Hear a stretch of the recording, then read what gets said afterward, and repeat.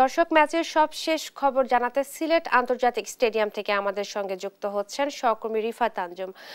রিফাত, দিনের শুরুতেই নাহিদ রানা উইকেট, স্বস্তি কিনা টাইগার শিবিরে, আর বৃষ্টি কি আজও বাগড়া দিতে পারে কিনা সিলেট টেস্টে জানাবেন।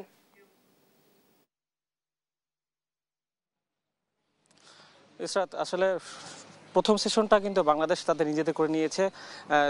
দ্বিতীয় সেশন গতকাল যখন খেলাটা শেষ করেছিল বাংলাদেশ, সেখান থেকে ঘুরে দাঁড়িয়ে কিন্তু দ্বিতীয় সেশনে প্রথম সেশন যেটা রয়েছে, দ্বিতীয় দিনের প্রথম সেশন, সেটা বাংলাদেশ নিজেদের করে নিয়েছে বলতেই হবে। কারণ বাংলাদেশ জিম্বাবুয়ের যে টপ অর্ডার 4 ব্যাটসম্যান, তাদেরকে বাংলাদেশ প্যাভিলিয়নে ফেরত পাঠিয়েছেন।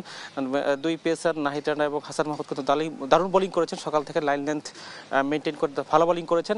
সেই দিক দিয়ে বিবেচনা করলে বাংলাদেশ প্রথম সেশনটা ভালো কাটিয়েছে। এবং সবচেয়ে স্বস্তির বিষয় হচ্ছে জিম্বাবুয়ে যে অভিজ্ঞ যে 2 ক্রিকেটার শন উইলিয়ামস এবং ক্রেইগ আরভিন, এই 2 অভিজ্ঞ ব্যাটসম্যানের মধ্যে যে একটা জুটি গড়ার সম্ভাবনা ছিল, সেটা কিন্তু এখন আর নেই। কারণ একজন কিন্তু ইতিমধ্যে ফেরত চলে গিয়েছেন লাঞ্চ বিরতির আগে।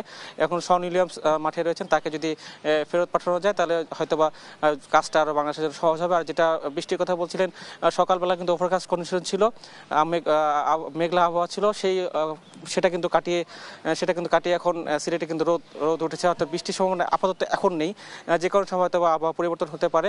প্রথম সেশনে যে প্রথম যে 2 ঘন্টার খেলাটা, যে ওভারকাস্ট কন্ডিশনের সুযোগটা কিন্তু বাংলাদেশ ভালো কাজে লেগেছে। এবং এখন দেখা যাক যে এরপরে যারা স্পিনার রয়েছেন তাইজুল এবং মিরাজ, তারা যদি জিম্বাবুয়েকে চাপ দিয়ে যদি অল্প রানের মধ্যে আটকে রাখতে পারে, তাহলে হয়তো বাংলাদেশ দ্বিতীয় ইনিংসে যখন ব্যাট করতে নামবে একটা বড় টার্গেট দিতে পারবে। তো এই ছিল সিলেট থেকে সর্বশেষ। এরপরে কোনো আপডেট আর সময় জানিয়ে দেবো ইসরাত। ধন্যবাদ আপনাকে।